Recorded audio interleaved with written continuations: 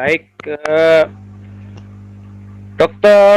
Zulkifli S. Ekomai adalah salah satu aktivis perjuangan yang beberapa waktu sudah cukup lama ya, beberapa dekade belakangan ini, termasuk orang yang selalu memperjuangkan untuk menggugat atau meyakini bahwa Undang-Undang Dasar 1945 sudah dikudeta secara konstitusional atau Undang-Undang Dasar kita yang sudah dilakukan amandemen sebanyak 4 kali itu tidak memenuhi persyaratan-persyaratan atau dianggap sebagai undang-undang palsu. Dr. Zulkifli S. Ekomai juga sudah menuntut tentang gugatannya ini, tentang Undang-Undang Dasar 45 ini ke pengadilan.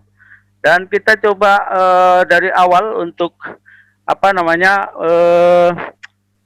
untuk istilahnya itu menanyakan langsung kepada Dr. Jul sebetulnya bagaimana ini sehingga berpikiran bahwa undang-undang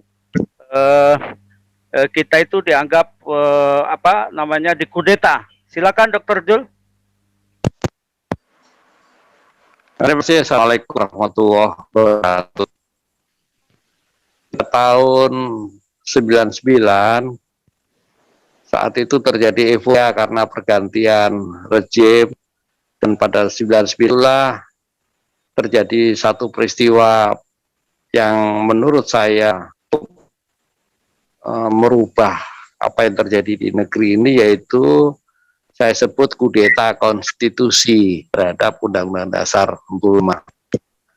Jadi ada 3 hal yang perlu saya sampaikan. Satu, tentang cara mengubahnya, apa yang terjadi dan cara mengubahnya.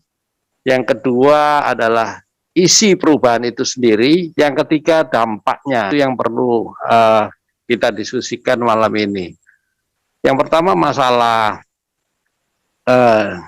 cara perubahannya. Banyak hal yang janggal di dalam proses perubahan Undang-Undang Dasar 45 itu. Yang pertama, bahwa sebelum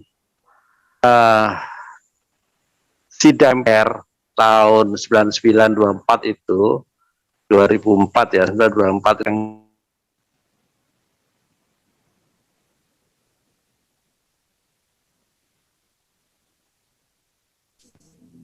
perubahan yang ketika anggota MPR itu dilantik pada bulan September 99, bulan Oktober draft perubahan itu sudah ada, dan banyak di antara MPR itu, dan nanti ada saksi-saksinya yang tidak tahu bahwa memang akan ada perubahan Undang-Undang Dasar 45, karena dalam GBHN yang mereka sepakati tidak ada perubahan itu.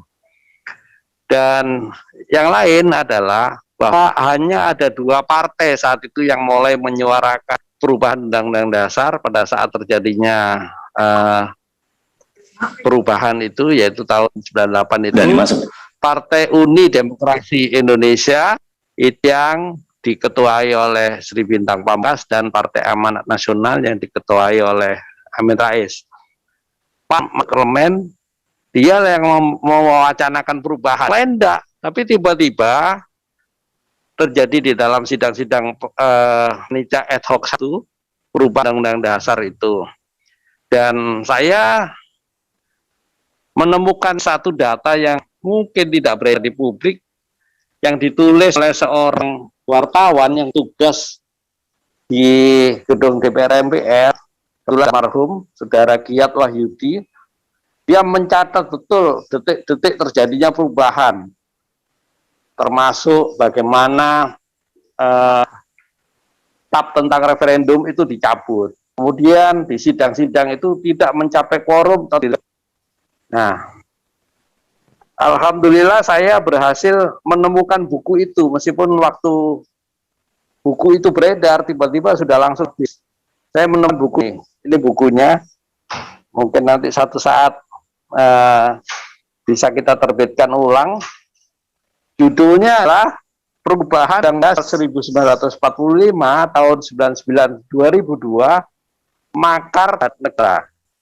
Judulnya ditulis oleh Saudara Kiat Wahyudi, dan pengantarnya adalah Profesor almarhum Dr. Sri Sumantri. Beliau yang ditunjuk sebagai ketua komite konstitusi oleh MPR waktu itu. Jadi pada saat itu perintahnya dicabut dulu, kemudian terjadi perubahan-perubahan. Data inilah yang saya yakini bahwa memang terjadi satu tindakan yang menurut saya tidak memenuhi syarat sebetulnya dipaksakan. Misalnya pencabutan pasal 6 di dalam Undang-Undang Dasar hasil perubahan itu terjadi saat quorum tidak tercapai malam hari jam 11 malam. Nah, ini saksi-saksinya juga ada, saya bisa nanti diskusinya kita perlebar, bisa saya bawa. Jadi yang pertama adalah tentang prosesnya itu sendiri, banyak pelanggaran yang terjadi. Kemudian tentang isinya. Kenapa saya menyebut Undang-Undang Dasar 45 palsu? Dan sampai saat ini tidak ada satupun ahli tata negara yang mempersoalkan kata-kata itu. Karena berlogika sederhana saya, ketika ada satu produk, namanya sama, tapi isinya beda, maka produk yang datang itu kita sebut tiruan atau palsu. Kalau bahasa anak gaul sekarang itu KW. Itu yang terjadi. Jadi Undang-Undang Dasar yang sekarang berlaku itu sebetulnya hanya namanya dan pembukaannya yang sama. Formatnya berbeda, apalagi isinya. Bahkan untuk memberikan kesesuaian dengan yang asli, itu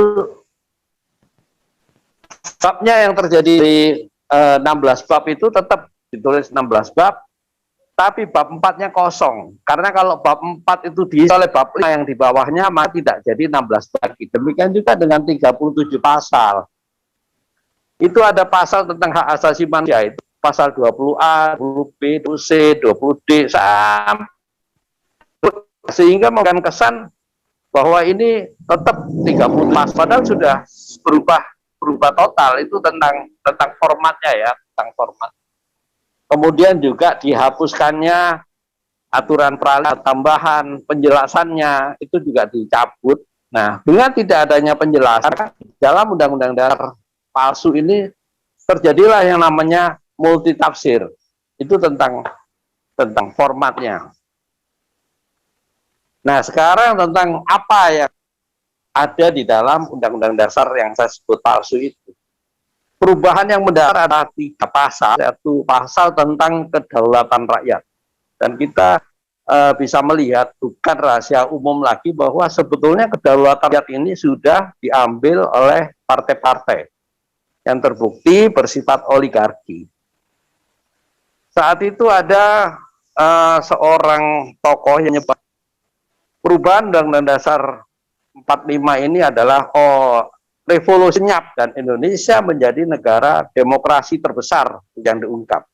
Tapi marilah kita buktikan bahwa saat ini tidak ada yang namanya demokrasi, itu demokrasi abal-abal. Satu contoh misalnya, untuk mengangkat seorang bupati atau wali kota di tingkat 2, ya dulu dikenal daerah tingkat 2, itu harus dapat rekomendasi dari ketua umum partai.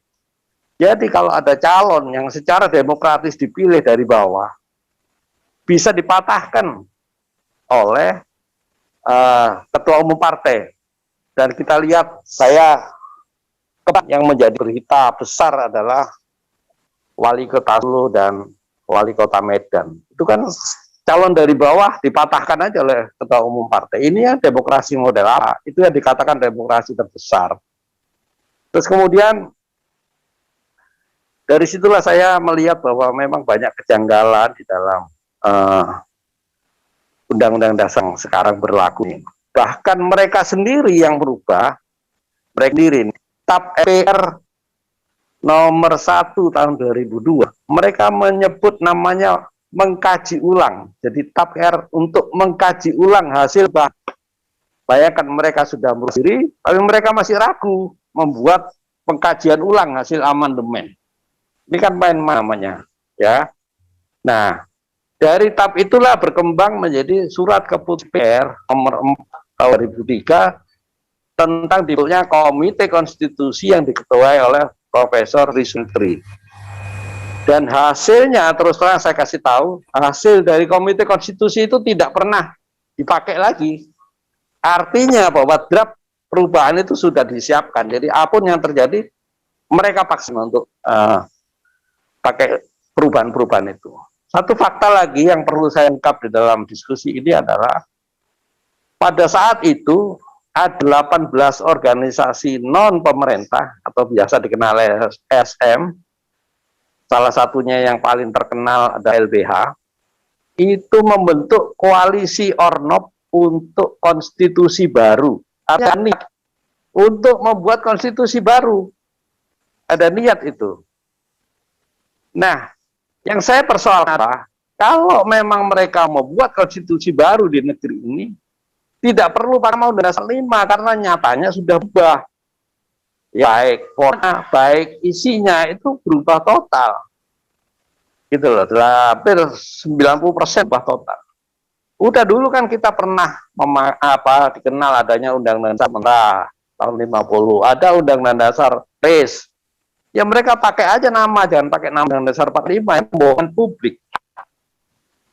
Itu saya DPR tanggal 10 Agustus tahun 2002. Ya, di TAP itu tarik TAP ini pertama tidak pakai nomor. Ketetapan MPR tentang perubahan keempat tertanggal 10 Agustus 2002. Kayaknya itu begini tulisannya.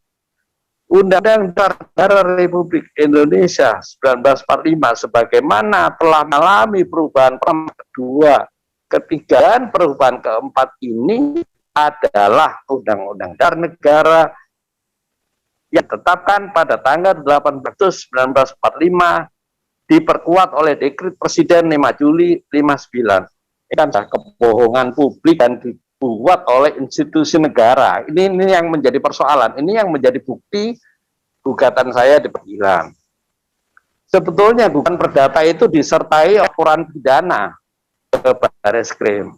Ini hal yang menarik juga. Waktu saya melakukan pemalsuan undang-undang untuk lapor aja saya dipersulit, dihadapi oleh 3 kombes waktu itu menolak laporan saya. Padahal materinya belum dibahas, baru lapor aja sudah ditolak.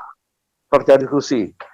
Akhirnya saya jalan keluar, hari libur, saya ingat tanggal 1 Mei, itu pas ulang tahun saya laporkan itu melalui hari libur. Jadi, ini saya laporkan ke piket, terima. Bukan lapor soalnya, menyerahkan aja lapor saya. Akhirnya dan proses yang menarik, saya diundang bukan untuk melakukan penyelidikan, tapi klarifikasi terhadap laporan itu. Jadi itu peristiwa-peristiwa menarik di dalam proses saya. Nah, sekarang tentang akibat, saya kira kita semua tahu kalau dikaitkan dengan Pancasila. Yang paling menarik adalah perubahan pasal 1 ayat 2, kedaulatan tadi di tangan rakyat, sekarang di tangan partai karena yang berhak mengajukan presiden dan wakil presiden itu partai atau gabungan partai. Itu undang dasar yang saya sebut palsu itu. Dampaknya langsung ini. Kalau dikaitkan dengan Pancasila yang nyata tanpa teori ya, tanpa teori yang tinggi-tinggi gitu. Kita lihat aja dalam keseharian kita. Akibat satu, bahwa kalau tidak punya uang, kamu jangan sekali mencalonkan jadi presiden, gitu kan? Yang beredar itu. Ini kan satu pengingkaran terhadap ketuhanan yang Maha Esa.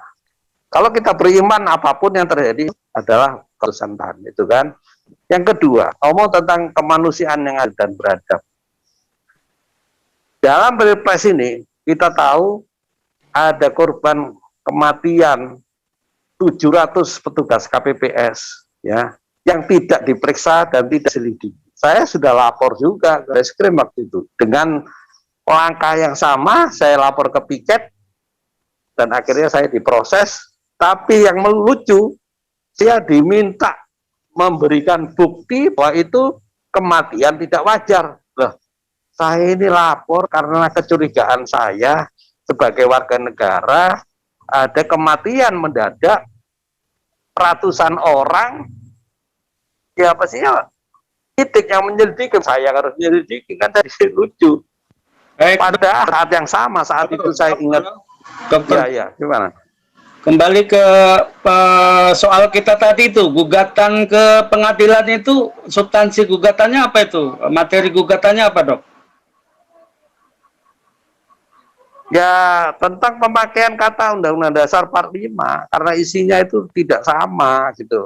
Kalau memang mereka pakai Undang-Undang Dasar baru, dan nyatanya itu Undang-Undang Dasar baru. Ini ada di dalam buku yang diterbitkan oleh Sekjen MPR RI. Dikatakan Undang-Undang Dasar yang berlaku sekarang adalah Undang-Undang Dasar baru. Ada itu di buku yang diterbitkan oleh Sekretariat Jenderal. Jadi gugatan saya untuk menegaskan bahwa ini gitu loh. Nggak pakai nama Undang-Undang Dasar 45. Itu Mas Wahyu. Baik, Dokter Jul. Pakai aja nama lain. Ya, ya. Saya sudah pahami substansi dari apa yang mau disampaikan itu. Di sini banyak partisipan kita. Ada Dr. Rudi Alfian. Ada selamat malam, Dok. Ada Pak Haryadi dan yang lain-lain. Masih bergabung ini. Kita ingin dapat tanggapan dan masukan untuk supaya diskusi, nanti mungkin Dr. Jul bisa menanggapi. Silakan, siapa duluan? Mau Pak Alfian atau siapa? Silakan.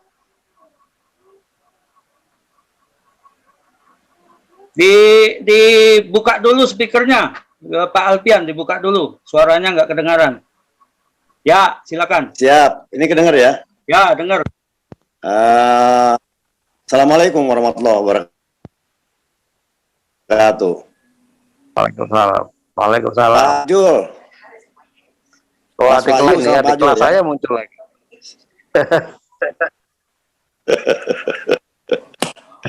Jadi gini, itu emang udah nggak ada, sebetulnya Undang-Undang Dasar 45 itu nggak perlu dibahas lagi kalau menurut orang-orang sekarang, karena emang itu sudah tidak ada gitu. Goodbye Undang-Undang Dasar 45 kecuali preambul ya. Kalau kita mau membahas dari preambul, oke. Saran saya, bagaimana caranya untuk memperbaiki dan untuk menyelamatkan bangsa dan negeri ini adalah, langkah pertama adalah kembali dulu kepada Undang-Undang Dasar 45 yang asli. Ya, ini saran nih, saran aja nih, saran nih. Balik kepada Undang-Undang Dasar 45 yang asli. Walaupun sebetulnya yang asli ini sebetulnya kalau kita pernah ngobrol waktu itu, penyebabnya penghancuran peradaban di Republik ini sebetulnya karena Undang-Undang Dasar 45 yang aslinya sendiri aja sudah salah terbalik gitu. Tadi kan katanya ada perubahan di dalam tentang kedaulatan rakyat. Itu bukan pasal 1 ayat 2, pasal 2 ayat 1 itu. Kedaulatan di tangan rakyat dan diisinya oleh, kalau yang lama kan anggota MPR itu kan gitu ya, terdiri dari anggota DPR plus utusan golongan utusan daerah. Inilah yang jadi masalah nih. Ada keterbalikan, syntax error jadinya sistem berbangsa dan bernegara kita gitu. Mestinya kalau kita mau mengacu bahwa dasarnya Undang-Undang Dasar 45 itu dibuat apa sih? Sebetulnya kan Pancasila. Dari Pancasila itu di breakdown menjadi Undang-Undang Dasar 45. Makanya dikatakan Pancasila itu adalah sebagai sumber dari segala sumber hukum. Nah, hukum yang tertingginya dari hasil produk Pancasila ini adalah Undang-Undang Dasar 45. Nah, tapi kalau kita memperhatikan preambul dengan Undang-Undang Dasar 45 yang asli, antara preambul dengan isinya saja sama batang tubuh, itu nggak nyambung. Saya pernah bicara ini sama Profesor Sri Sumantri. Sampai dia terbingung-bingung, ya benar juga ya, dia bilang bukan benar juga. Karena tidak pernah diverifikasi batang tubuh itu oleh Pancasila, saya bilang. Atau oleh preambulnya, saya bilang. Makanya Soekarno mengatakan bahwa Undang-Undang Dasar 45 yang asli ini belum sempurna, harus disempurnakan. Tapi sementara orang banyak yang mengatakan bahwa pendapat orang nih, bahwa ini adalah sakral, nggak boleh dirubah-rubah. Salah satunya waktu saya ketemu sama Pak Tris Sutisno. Oh ini Allah bahaya ini kalau setelah saya jelaskan, Pak, yang namanya undang-undang dasar ini bukan sakral. Kalau mau ngomong sakral itu di preambulnya, saya bilang begitu. Batang tubuhnya tidak sakral, dinamis, saya bilang begitu. Sesuai dengan keadaannya. Setelah saya telaskan di mana letak kesalahannya, baru kaget dia. Pak Tri ini pada saat itu. Saya sempat ngomong 4,5 jam dengan Pak Tri waktu itu. Saya jelaskan, semua saya jelaskan tertulis. Saya tulis depannya dia. Kaget dia tuh soalnya. Loh kok isong ini yo, katanya dia bahasa Surabaya gitu. Ya inilah Pak. Kalau ini dikatakan bahwa Undang-Undang Dasar 45 itu banyak diklaim bahwa ini adalah produk dari BPU, PKI, dan PPKI. Padahal yang namanya Undang Dasar 45 yang asli itu adalah produk ya copy paste sebetulnya. Terus dirubah sedikit-sedikit. Baik, Dokter. Dari Belanda, yang notabene Belanda itu. Kenapa? Nanti kita lanjutkan di sesi selanjutnya. Poinnya kembali dulu ke Undang-Undang 45. Kita kasih kesempatan yang lain dulu, nanti kita kembali lagi ke... Itu dulu, baru nanti kita sempurnakan. Ya, ya. Nanti Pak Dr. Jul nanti mengomentari itu. Silakan nanti kita diskusi lagi ya Pak Alpian ya. Tunggu di tempat duduk kita bisa perpanjang ini nanti. Saya kasih Muhammad Amin. Silakan Pak Muhammad Amin kalau ingin berkomentar. Silakan di speakernya dibuka dulu speakernya.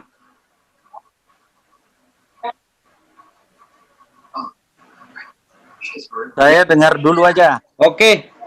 Mas Abel mau berkomentar?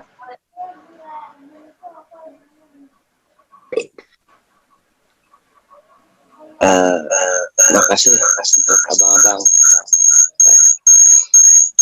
Dr. Jul, apa kabar? Mudah-mudahan baik. Baik, alhamdulillah baik, Bel. Saya sangat menarik ketika membahas Undang-Undang 45 ya. Karena dari kenyataannya sekarang jauh sekali dari pembukaan undang-undang itu sendiri gitu kan. Nah tadi kata Dr. Rudi bagaimana untuk mencari jalan keluarnya. Menurut saya sih adakan suatu referendum dari amandemen yang pertama, kedua, dan selanjutnya untuk menyempurnakan Undang-Undang Dasar 45 itu. Tapi kendalanya sekarang konstitusi Indonesia saat ini masih tanda tanya gitu loh. Apakah masih dalam keaslian konstitusi itu sendiri atau bagaimana? Terus yang tadi Dr. Jul mengatakan bahwa kemanusiaan yang adil dan beradab, kenyataannya sekarang rakyat ini sebagai manusia dan diperlakukan tidak beradab oleh pemerintahannya sendiri, sehingga masyarakat itu bingung. Jadi menurut saya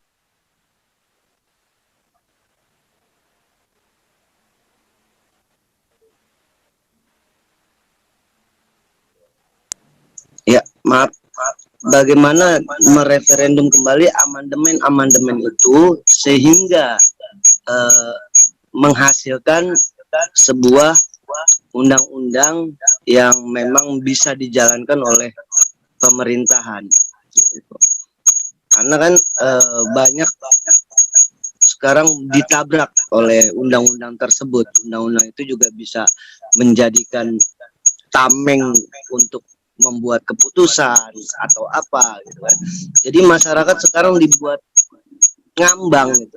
Mungkin itu aja. Terima kasih. Assalamualaikum warahmatullahi wabarakatuh.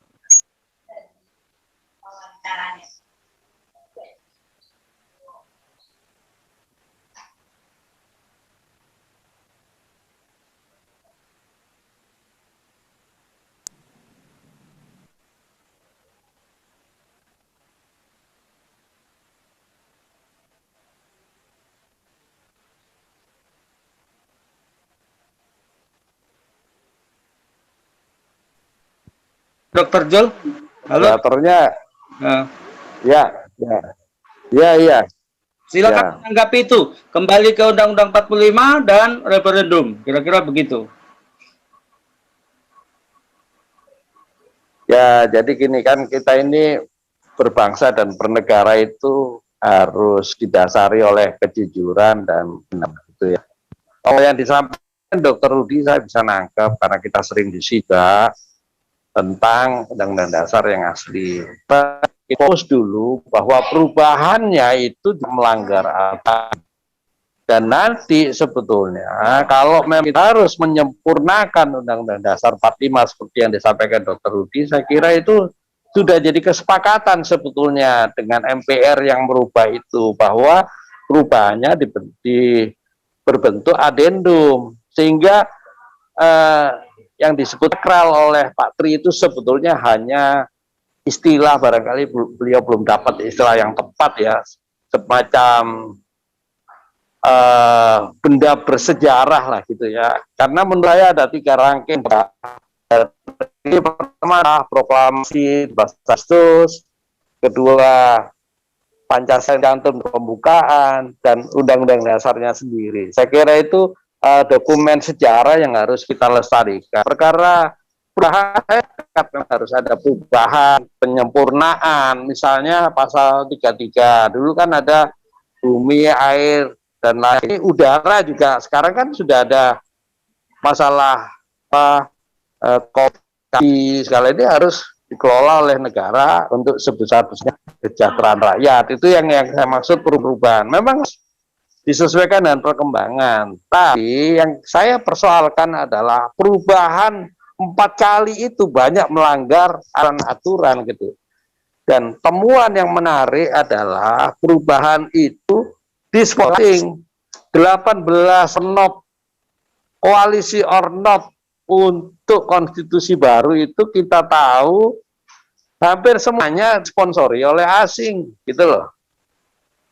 Nah, ini persoalannya. Dan kesaksian daripada anggota MP saat itu, mereka juga tidak tahu kalau tiba-tiba ada bahan draftnya sudah ada 1 bulan mereka dilantik. Itu persoalannya. Siapa yang bermain ini gitu. Ini yang persoalan. Masalah perubahan yang disampaikan oleh Dr. Rudi, ya saya sepakat memang harus ada penyempurnaan. Itulah fleksibilitas, dan itu di dalam pasal 37. Yang saya persoalkan adalah perubahannya. Perubahannya dilakukan pada tahun 99 sampai 2004, 4 kali itu ngawurnya luar biasa. Saya kaitkan dengan pernyataan saudara Abed di referendum. Karena memang MPR tidak berhak merubah itu, maka dibuat tab tentang referendum. Ya kan? Tapi itu dicabut dulu gitu loh. Jadi seolah seperti begini.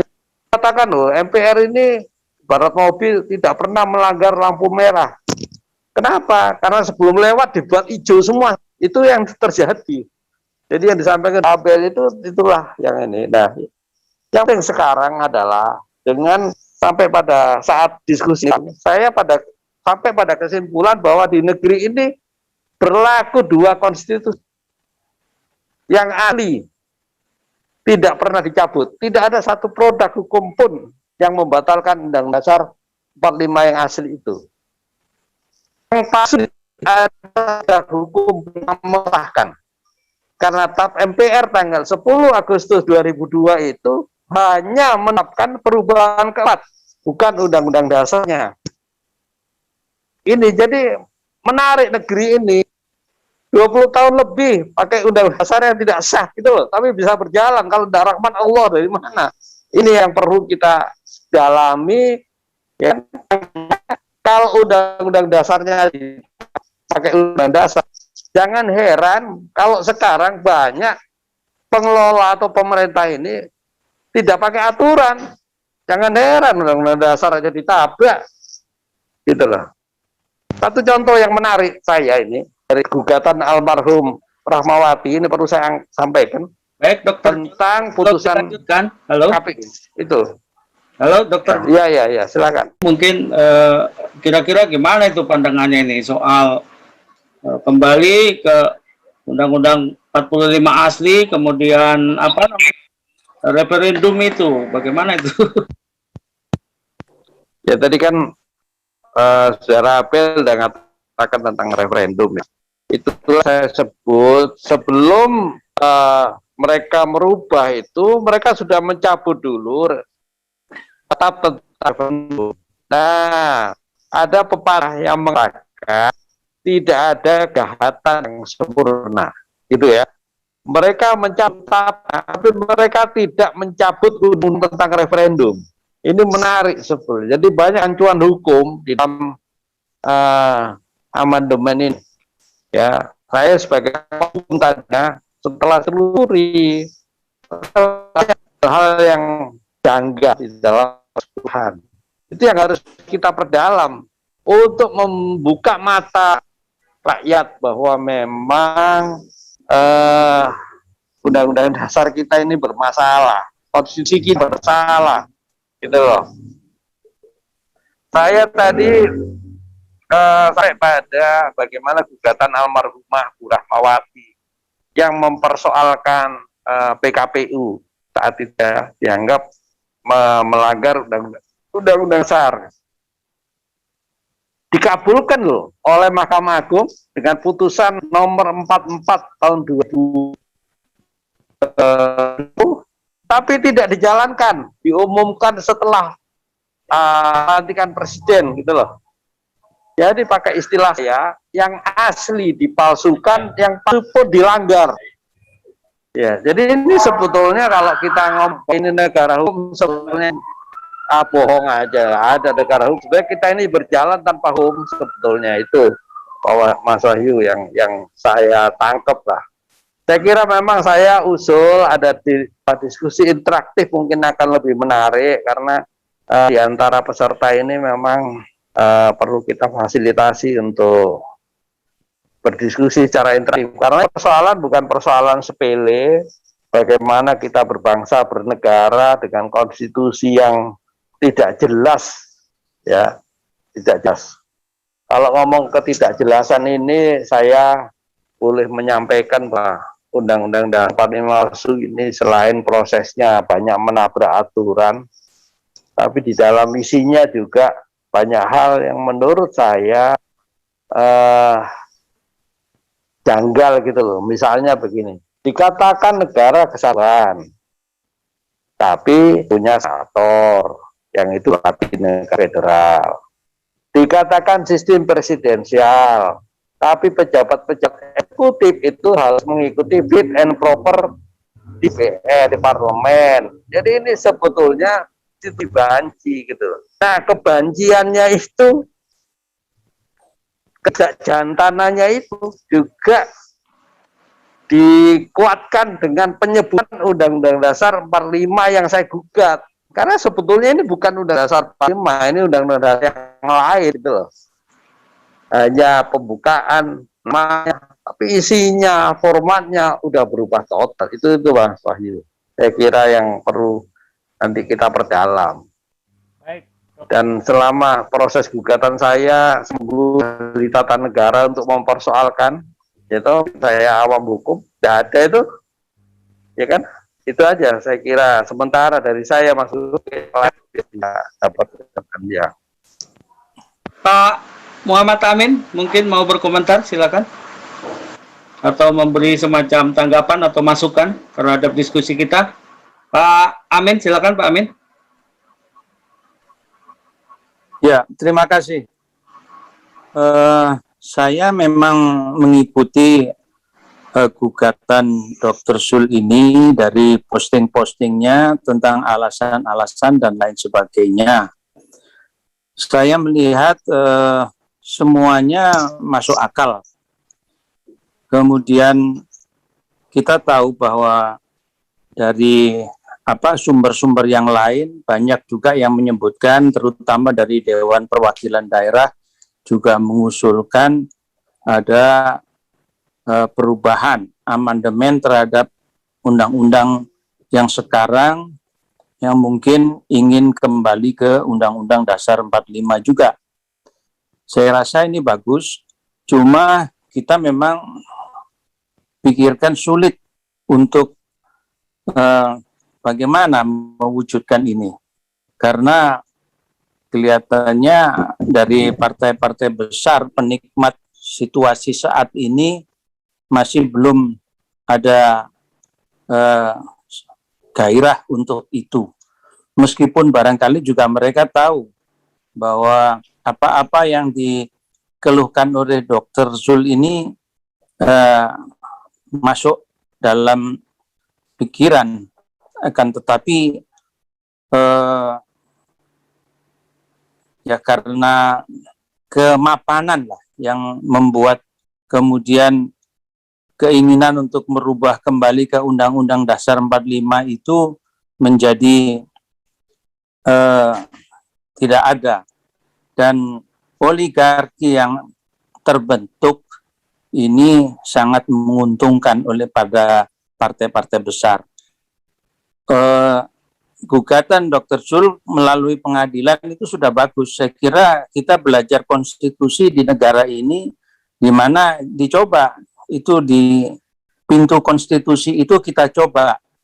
Nah, kalau kemudian gagal lagi dan gagal lagi, saya tetap mendukung Dr. Zul untuk bisa melakukan terobosan-terobosan. Bagaimana caranya? Barangkali berkolaborasi dengan Dewan Perwakilan Daerah atau bagaimana sehingga gaung suaranya menjadi lebih keras.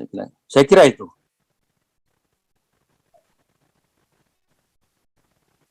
Terima kasih banyak Pak Muhammad Amin atas komentar dan dukungannya. Ini ada Pak Priyatna Pri, ada ingin berkomentar atau hanya mendengar atau bagaimana? Silakan. Sebelum ke Dr. Zul kembali. Masih bersama kita Pak Priyatna? Halo? Atau dari Fakultas, Pak Priyatna silakan. Ya. Ya, silakan Pak. Nyimaknya dulu, Pak. Ya? Nyimak dulu. Vin Herdani mau berkomentar, silakan.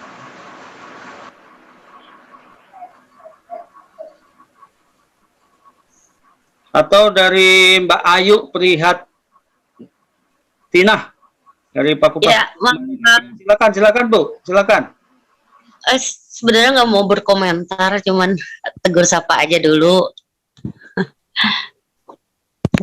Sinyal di sini lagi agak jelek Pak, soalnya. Lanjut dulu Pak dokternya. Saya nggak bisa dengar suaranya. Di Fakultas Hukum mana Bu?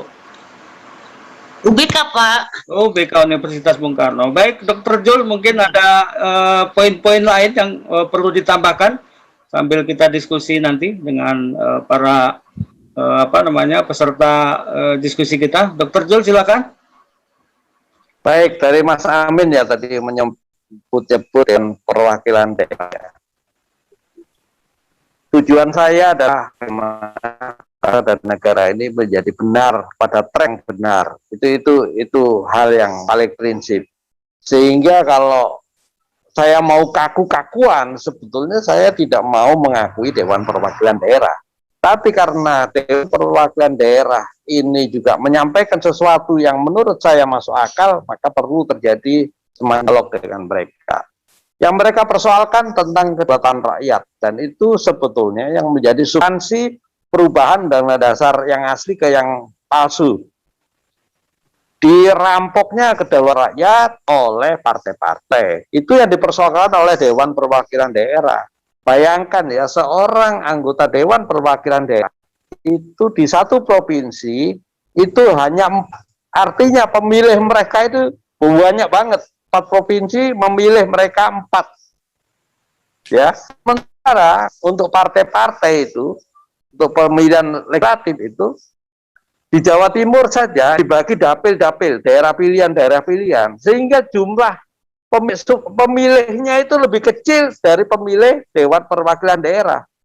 Tapi dikunci oleh partai-partai itu lewat aturan yang namanya presidensial threshold yang didahului oleh parliamentary threshold. Bayangkan berapa jumlah suara rakyat yang diabaikan, dihilangkan hanya untuk kepentingan partai besar. yang sudah jelas terbukti bersifat kelakuan oligarki, gitu loh. Ini yang jadi sejalan dengan Dewan Perwakilan Daerah, bahwa kedaulatan rakyat harus dikembali, tidak bisa lagi dikuasai partai-partai. Yang paling prinsip sebetulnya itu harus membuat nasional nantinya bagaimana menata badan negara ini lebih baik. Itu sebetulnya niat saya begitu, Mas Wahyu. Sekarang untuk menanggapi Mas Amin ya tentang DPD yang tadi disebut, karena saya melihat ini di langkah-langkah mereka ini cukup masuk akal lah gitu, bahwa memang kedaulatan rakyatnya dirampok oleh partai-partai. Yang menentukan nasib bangsa ini sebetulnya siapa? Cuma 9 ketua umum partai, gitu loh, ya kan? Tidak ada rakyat, tidak ada. Itu aja Mas Wahyu, barangkali bisa dilanjutkan yang lain.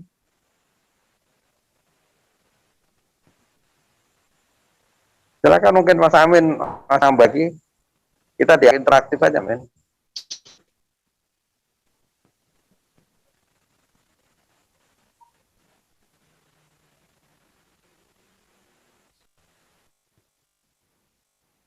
Suaranya nggak dengar, Mas Wahyu. Mas Wahyu suaranya nggak ada. Mungkin mau Suaranya Pak Teguh, sudah. sebelum Pak Amin melanjutkan, mungkin Pak Teguh akan berkomentar atau bagaimana? Tidak, berarti Pak Amin ada tanggapan lain? Masih di mute suaranya Pak, itu Pak Amin masih di mute. Dibuka dulu. Oh iya, iya. Ya. Ya. Jadi benar apa yang disampaikan, bahwa kalau kaku-kakuan memang produk yang ada sekarang ini secara hukum tidak memenuhi konstitusi yang berlaku, yang sah menurut Dr. Zul. Tapi kita ini kan sudah menjalani itu secara de facto, bahwa itu sudah jalan.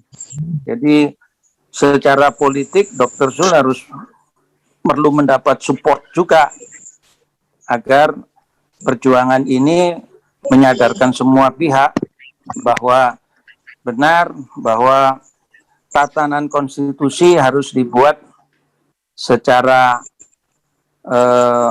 sungguh-sungguh. Memang khawatir itu pada waktu sidang MPR tempo hari, mungkin kadang-kadang barangkali masyarakat sudah memutuskan dalam sidang, akan tetapi tidak ada catatan dalam salinan putusan dan lain sebagainya. Itu yang membuat kita masih pada waktu itu bersorak-sorai dengan euforia keputusan yang kita rasa mungkin kalau itu dimanfaatkan oleh lembaga-lembaga asing yang berkepentingan di Indonesia, maka bisa jadi formulasi undang-undang itu memang dibuat kacau seperti itu. Saya kira itu, Dr. Zul. Bapak Ibu sekalian, masih ada tanggapan yang lain atau pertanyaan atau menguatkan dari gugatan-gugatan yang dilakukan oleh Dr. Zul ke pengadilan tentang konstitusi kita, Undang-Undang 45. Dan ada ide juga tadi dari Mas Abel, bagaimana kalau referendum kan gitu ya. Pak Teguh mau berkomentar?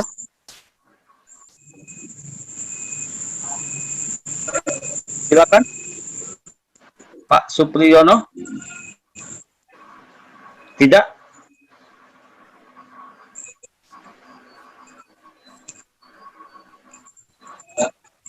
Belum di-mute Pak suaranya. Kalau ingin berkomentar silakan dibuka dulu suaranya. Speaker ya. Udah bisa didengar suara saya?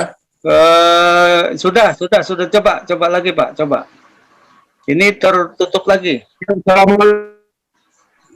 Kurang. Dari mana nih, Bapak ini dari mana? Dari mana lokasinya nih? Jaringannya kurang bagus ya. Iya, betul. Ya, assalamualaikum. Selamat malam buat semuanya. Ya, Salam sejahtera ya. ya silakan Pak. Silakan Pak, silakan. Intinya saya dengar aja apa yang disampaikan Dr. Zul yang tadi ini. Ya, saya harapkan ada kehati-hatian aja dalam melangkah ininya, jangan sampai ditunggangin lagi.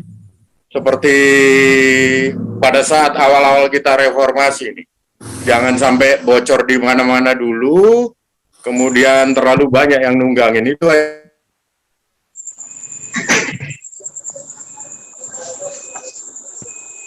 Ya. Jadi gimana ini Dokter Jul, kalau kira-kira begitu ya Pak Teguh ya, Pak Teguh, jangan harus berhati-hati pakai strategi, tapi sudah terbuka di publik Pak, sudah digugat di pengadilan, jadi nggak mungkin sembunyi-sembunyi, ini sudah terbuka, ini gimana nih Dokter Jul? iya, Ya, itu tapi saya kira ada itu penyusup itu. Ya, Penumpang-penumpang gelap itu nantinya, sehingga kita bisa dibelokin ini. Yang ide-ide yang saya paham. tulus Pak, saya paham. ini kemudian belok lagi. Jadi pemenangnya juga itu bukan mahasiswa-mahasiswa yang setempo hari mendudukin DPR gitu loh. Begitu juga dengan tim yang sekarang ini, jangan sampai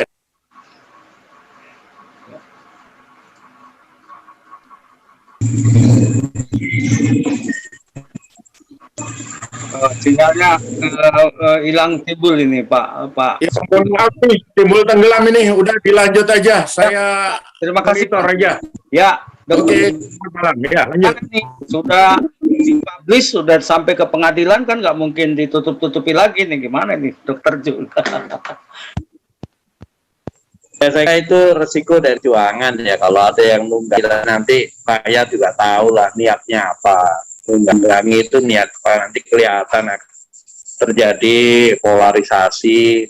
Dan saya yakin bahwa yang benar ya kumpul yang benar gitu kan. Yang cuma niatnya ada terhubung ya, insya Allah nanti terkasih.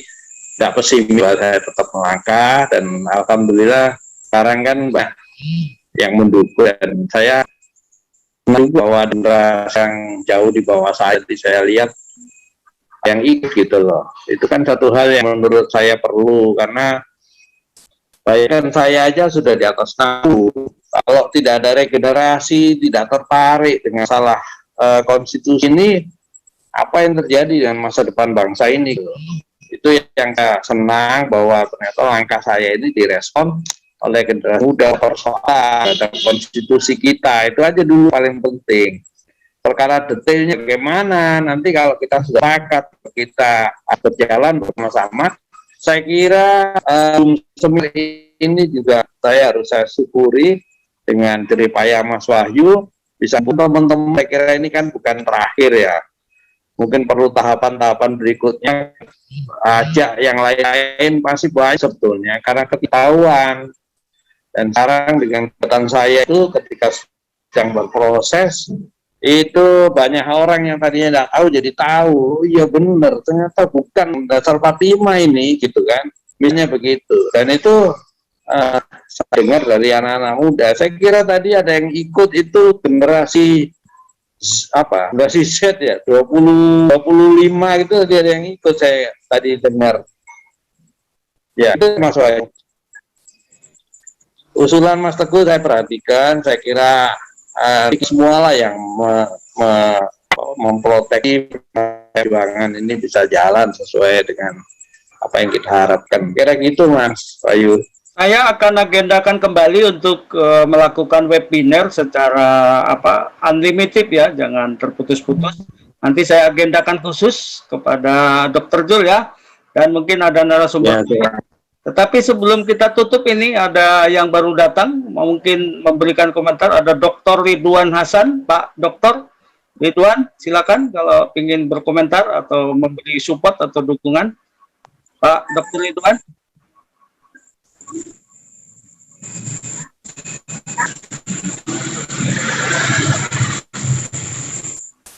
atau Mas Nurrohman Urip mungkin pingin atau yang lain?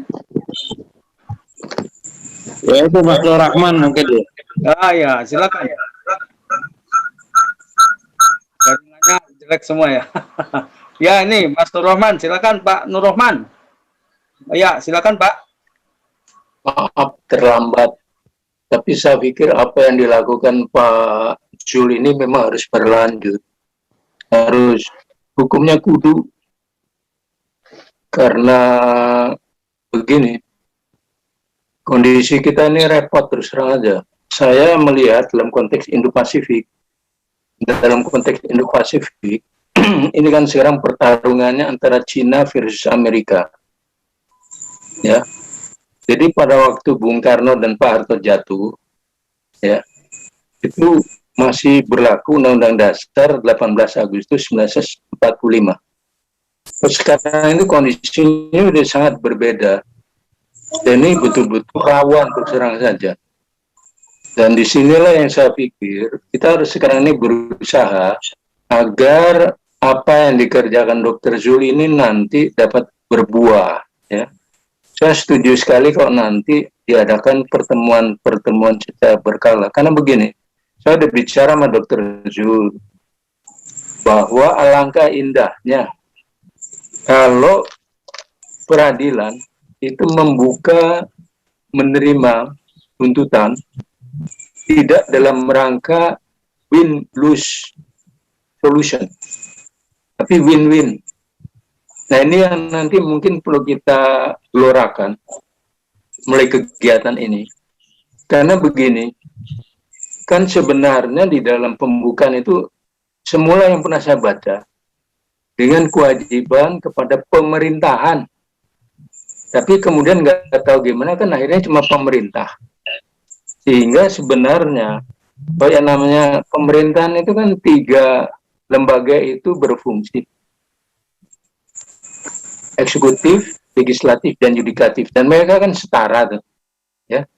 Apalagi sekarang dikatakan pendekatannya ada check and balances, tapi kan ternyata dengan berdalih tidak ingin campur tangan dalam soal yudikatif maupun satu sama lain, ternyata kan terjadi di sini terjadi istilah saling mengunci jadinya.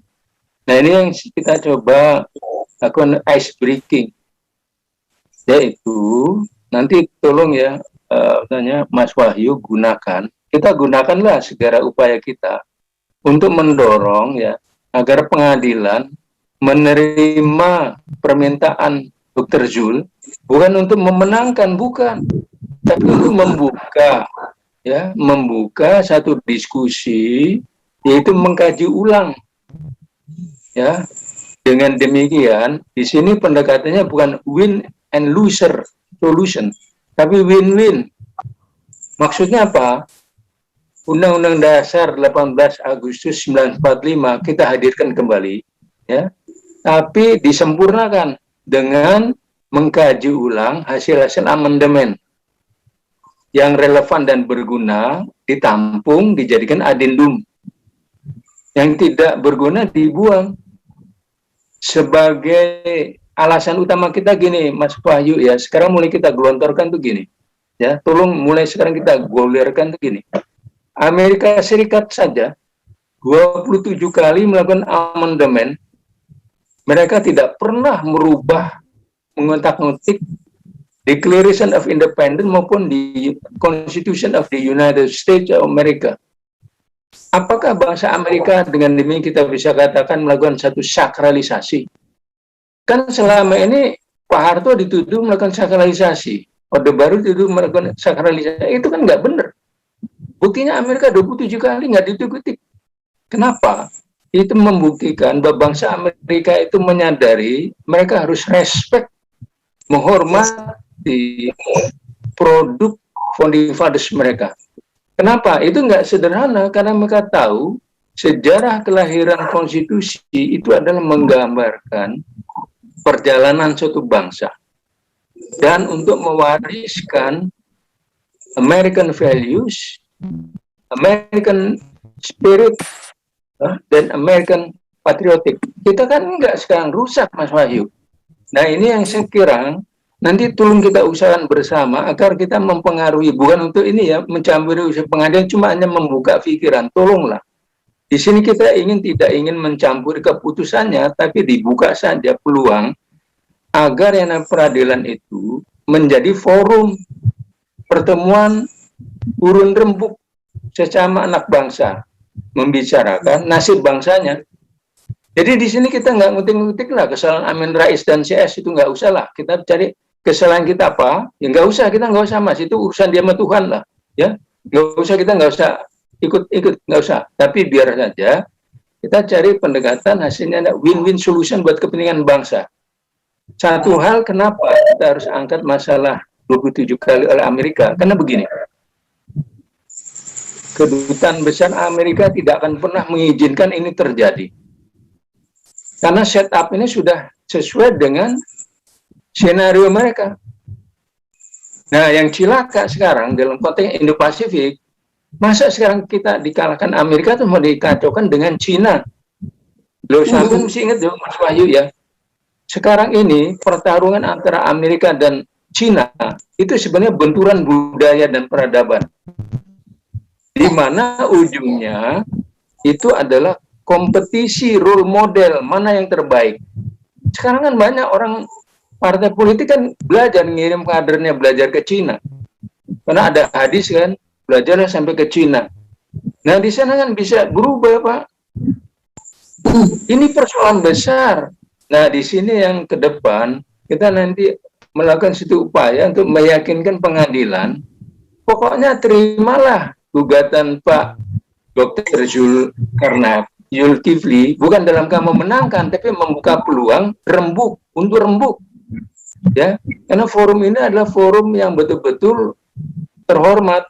Jadi tidak perlu demo, karena demo nggak menyelesaikan persoalan, malah merugikan dalam keadaan susah sekarang nggak. Jadi dengan demikian orang beradu pikiran, beradu konsep. Nah, itu dengan demikian kita menjadi bangsa yang bermartabat. Jadi nanti bicara di situ betul-betul akademisi, orang-orang punya pengalaman, punya empirik, dan dari situ kita memperbaiki bangsa ini ke depan. Karena ini Pak, ya Mas Wahyu ya, kita kan sekarang ngimpi 2045, ya Indonesia emas. Tapi kan belum tentu lu, terus terang aja, belum tentu lu. Saya terus terang aja agak agak cemas. Kondisi begini gimana? Nggak mungkin lah, ya. Kita utang makin banyak ya, ini persoalan sendiri lah, tapi itu kan fakta. Terus kemudian katanya mau membangun SDM unggul, ya Mas Wahyu ya. Tahu-tahu kok mikirin mau mindahin ibu kota, kan perlu duit lagi. Jadi pendekatannya kan tidak koheren. Bener loh, saya tidak mencela ya, karena ini saya nggak mau ngomong soal, tapi saya perlu sharing sama teman-teman sekalian. Ini ada hal yang nggak benar. Karena begini ya, setelah Pak Harto dijatuhkan, Pak Harto memang sudah digergaji sejak 95. Itu ada buktinya. Kenapa? Karena Pak Harto itu berhasil warga bencana, swasembada beras, kemudian buat pesawat, kemudian dia sudah mulai deketin Rusia. Dianggap mulai membangun kekuatan sendiri Indonesia. Harus digergaji halnya Soekarno.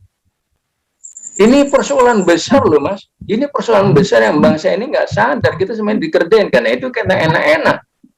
Ada undang-undang palsu kok diteruskan. Ini itu serang berbahaya. Bangsa kita ini memang itu serang bangsa yang abai ya. Cuma paranoid. Repot kok begitu. Jadi akhirnya kita bisa diadu domba. Sehingga usul saya, teruskan usaha ini ya untuk membangun satu opini agar tuntutan Dr. Zul dikabulkan bukan untuk memenangkan, tapi untuk membuka proses pemeriksaan. Kenapa ini terjadi? Terus masing-masing nanti akan melakukan reasoningnya, bertukar pikiran. Jadi tidak ada lagi kita persoalan, oh sini salah, sininya brengsek. Enggak, jangan. Karena nanti kita berkelahi terus. Tapi kita cari kesalahannya di mana dan kita cari jalan keluar terbaik. Dan itu hanya di pengadilan. Karena sekarang kondisinya bahaya, masa sekarang kita sudah dikalah Amerika terus nanti mau dikelecehin Cina. Jangan. Amerika kan lewat NDI, National Democratic Institute. Oh yang ini kan lewat ini. konglomerat. Repot kita terus terang. Nah ini bangsa ini harus sadar terus terang aja. Kita harus buka mata. Ini hanya pengadilan ini, daripada nanti macam-macam. Silahkan di pengadilan tukar pikiran secara jelas, gunakan ilmu hukum Anda, sejarah, filsafat, beradu, ya, reasoning. Di sini Mas Wahyu. Nah ini nanti yang perlu diarahkan agar tidak terjadi infiltrasi untuk menyelewengkan ini sebagai untuk kekuatan apa, ini harus dicegah. Jangan, kita tidak mau itu terjadi. Jadi itu saja Mas, masukan saya. Terima kasih. Selamat malam. Terima kasih. Assalamualaikum. Pak Nur-Rahman, kita akan agendakan beberapa pertemuan baik sharing ahli maupun sharing pakar-pakar dan praktisi yang punya empirik. Betul, mungkin sudah cukup malam, nanti akan kita lanjutkan diskusinya di lain waktu. Mungkin sebagai penutup, ya. Dr. Jul, silakan Dr. Jul. Ya, saya kira terima kasih Mas Wahyu atas inisiatifnya mengadakan semir ini, dan saya senang yang paling apa yang saya lakukan itu sekarang ada hasilnya lah, meskipun belum sampai finalnya, paling tidak memberitahu pada rakyat bahwa memang kita bermasalah. Sebagai dokter memang saya selalu punya pendekatan bahwa menyelesaikan penyakit atau seorang pasien itu di hulunya, bukan di gejala-gejalanya. Itu yang menjadi prinsip dalam langkah saya untuk mengembalikan karya aku. Itu aja Mas Wahyu, saya mohon maaf kepada yang lain kalau mungkin dalam penyampaian saya malam ini kurang berkenan, tapi paling tidak saya berterima kasih atas partisipasinya. Saya tunggu Mas Wahyu berikutnya agar bisa yang terbaik lah buat bangsa dan negara kita. Saya kira demikian. Assalamualaikum warahmatullahi wabarakatuh. Baik, waalaikumsalam warahmatullahi wabarakatuh. Bapak Nur-Rahman Urip, terima kasih banyak partisipasinya. Nanti kita akan diskusi lanjutan. Kemudian ada Pak Muhammad Amin, ada Pak Teguh Supriyono, ada Generasi Pemuda Indonesia, ada Pak Priyatna Pri, ada Pak Airvin Hardiani, ada dari Fakultas Hukum Universitas Bung Karno, ada Mbak Farah Tamalia, ada Dr. Ridwan, ada Mas Abel Gaib, dan yang lain-lain. Yang pada malam hari ini kita sudah bersama-sama mendiskusikan ini, dan diskusi ini tentu sesuatu yang sangat penting. Kalau menurut Pak Urip, kudu dilanjutkan dan kita agendakan untuk di kesempatan-kesempatan yang lain. Sekali lagi saya mengucapkan terima kasih kepada bapak-bapak dan ibu-ibu. Kita ketemu di lain waktu, baik secara webinar maupun kita akan diskusi bila situasinya memungkinkan. Tentu kita akan bertemu untuk mendiskusikan masa depan bangsa ini menyambut Indonesia Emas. Sekali lagi terima kasih. Bila taufik wal hidayah. Assalamualaikum warahmatullahi wabarakatuh. Waalaikumsalam warahmatullahi wabarakatuh.